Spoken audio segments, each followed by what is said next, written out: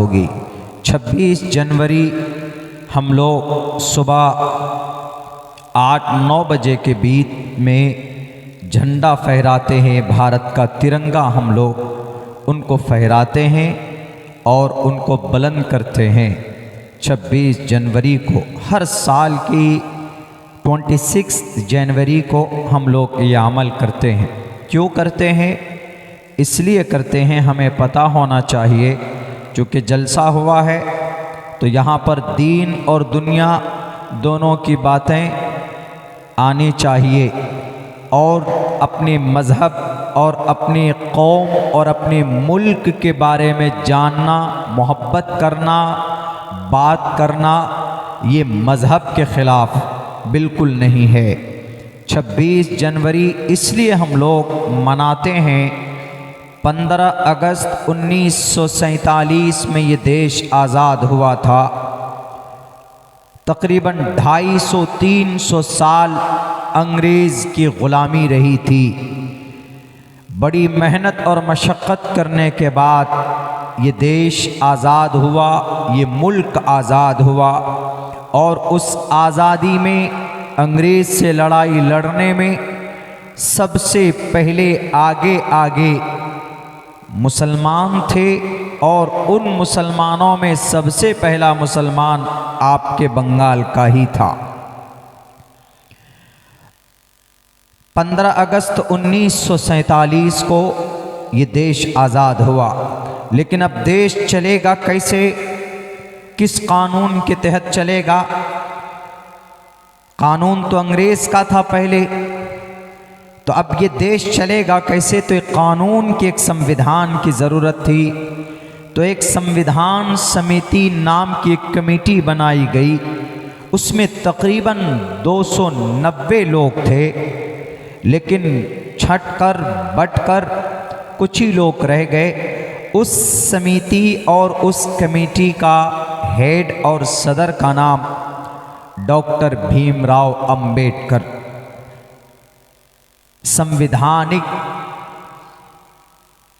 संविधान को लिखने वाले अध्यक्ष थे वो।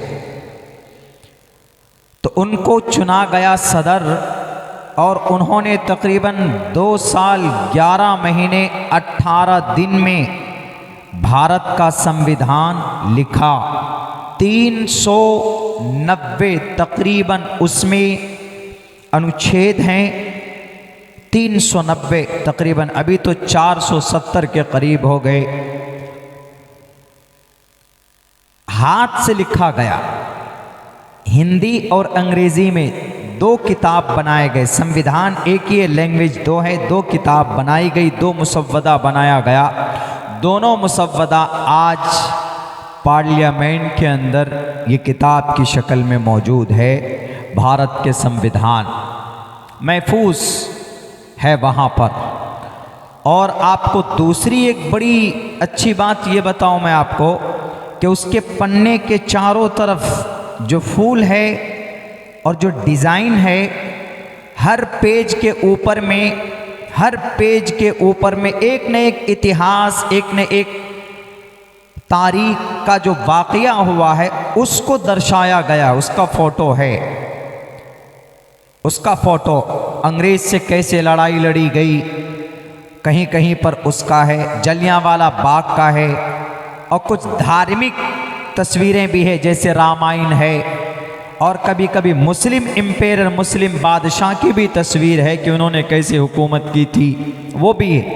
और उस पेज के चारों तरफ जो डिज़ाइन है खूबसूरती का, सोने के पानी से बनाया हुआ है। और उसको बनाने वाला कौन है?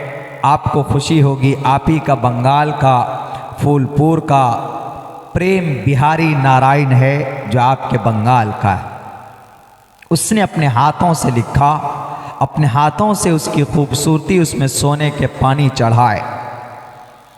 26 जनवरी उस किताब को तैयार किया गया। कानून मुकम्मल तौर पर जब तैयार हो गया तो उसको पार्लियामेंट में पेश किया गया।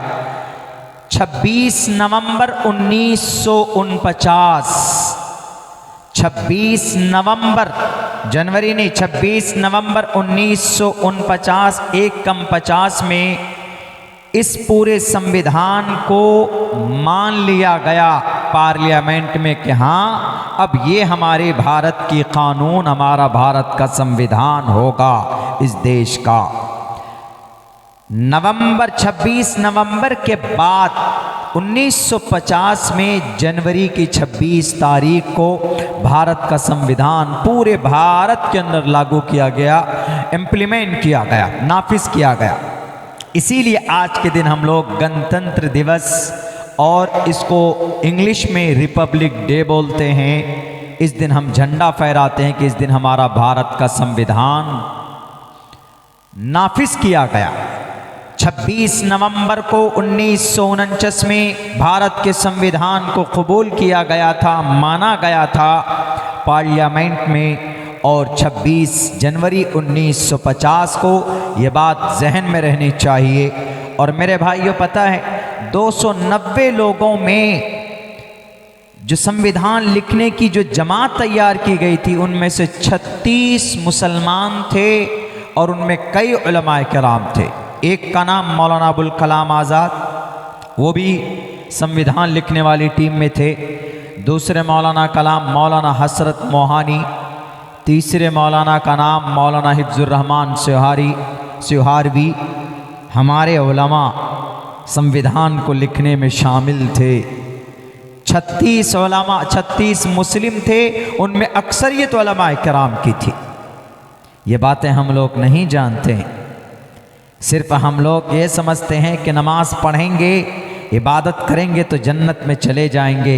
आप जिस मुल्क में रहते हैं उस मुल्क के कानून को जानना, वहाँ के हालात से वाकिफ़ होना, वहाँ के हवाल व कवाइद से, नशेब व फराज से अपने आप को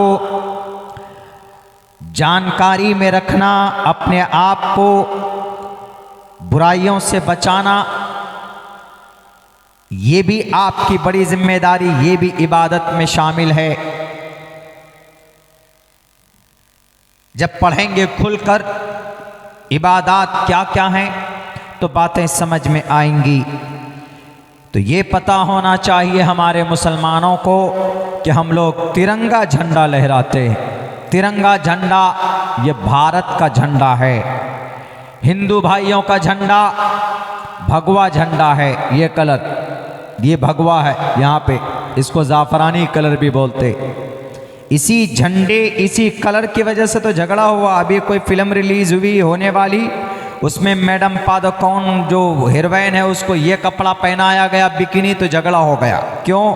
हिंदू भाइयों का मजहबी झंडा है, मजहबी कलर है उनका धार्मिक कलर है।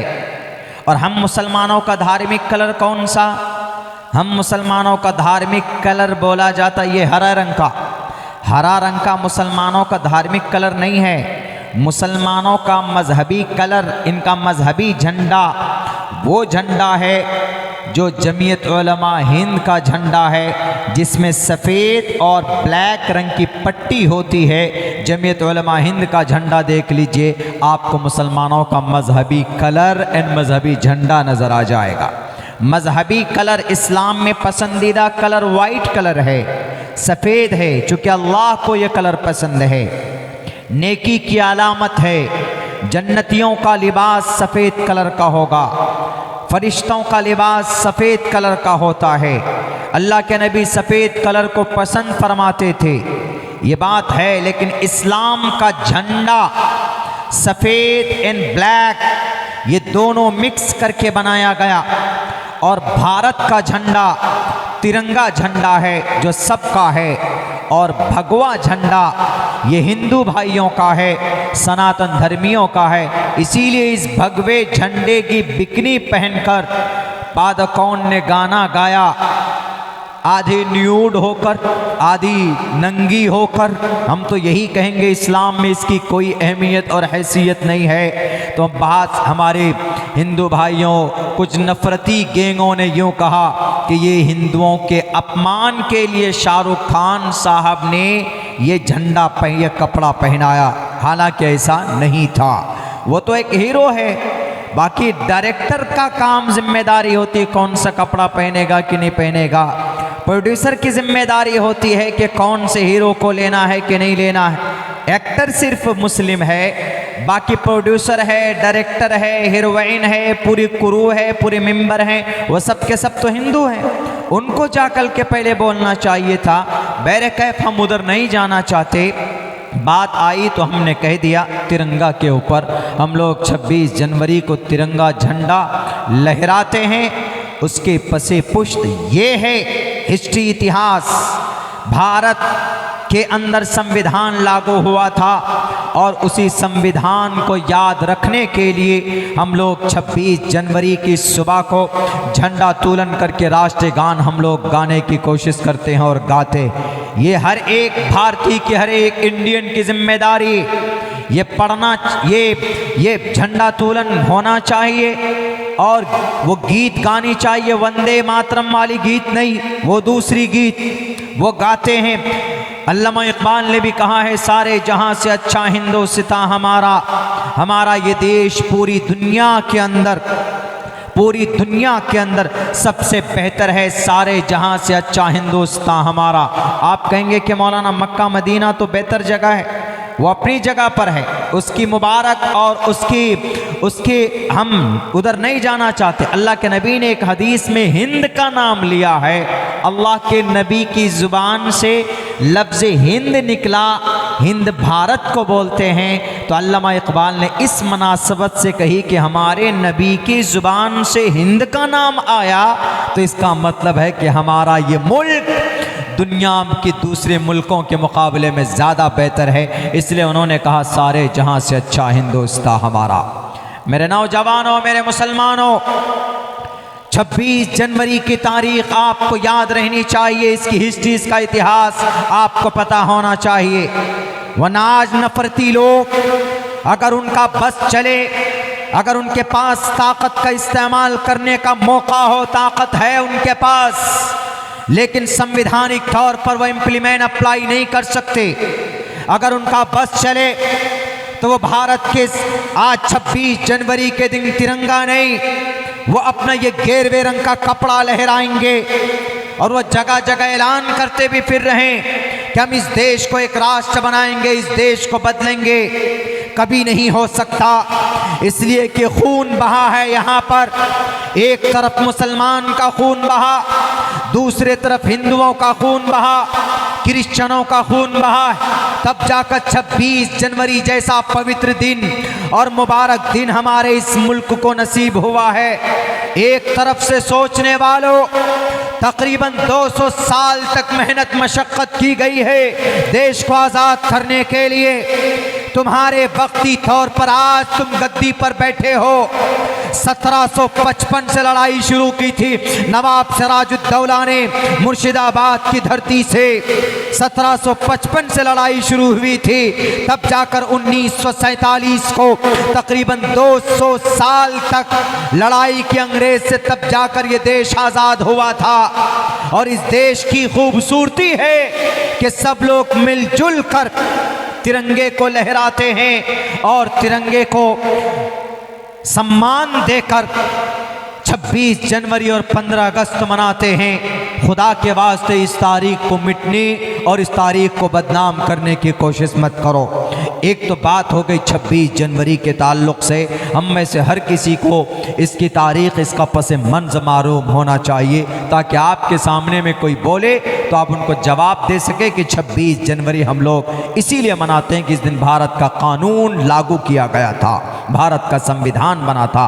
आज़ादी के तकरीबन 3 साल बाद भारत का संविधान लागू हुआ। दूसरी बात मेरे भाइयों, मेरे साथियों, वो ये है गैब के ताल्लुक़ से। अल्लाह का कुरान कहता है कि इंसानों में से किसी को गैब की बात मालूम नहीं होती, यानी कल क्या होने वाला है हम में से कोई नहीं जानते। हम यहाँ आए स्टेज पर आपके जलसागाह में, हमको ये नहीं मालूम कि मेरी तकरीर कब होगी, क्यों? वो आने वाले वक्त की बात है। हमने ये सोचा कि कारी साहब का प्रोग्राम ख़त्म होगा, उसके बाद मेरा प्रोग्राम हो जाएगा। या पहले हमने ये भी सोचा कि हो सकता है कि मेरा प्रोग्राम पहले हो जाए, कारी साहब का प्रोग्राम बाद में हो। ये गैब की बात है। देखिए, हम नहीं जानते थे, ये गैब की बात है।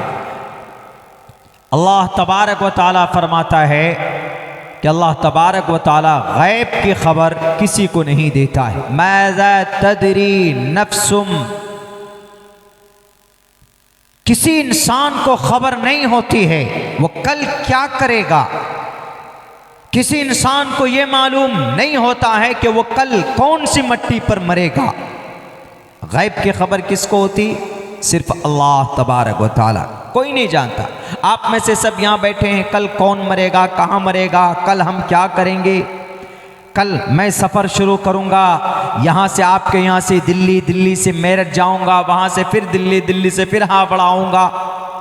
ये तरतीब है, लेकिन होगा क्या उसके साथ में हम और आप नहीं जान सकते। इन्नल्लाह इंदहु इल्मुस्साअह व युनज़्ज़िलुल गैस व यअलमु मा फिल अरहम व इंदहु मफातिहुल गैब। दूसरी जगह पर अल्लाह ने कहा व इंदहु मफातिहुल गैब, गैब की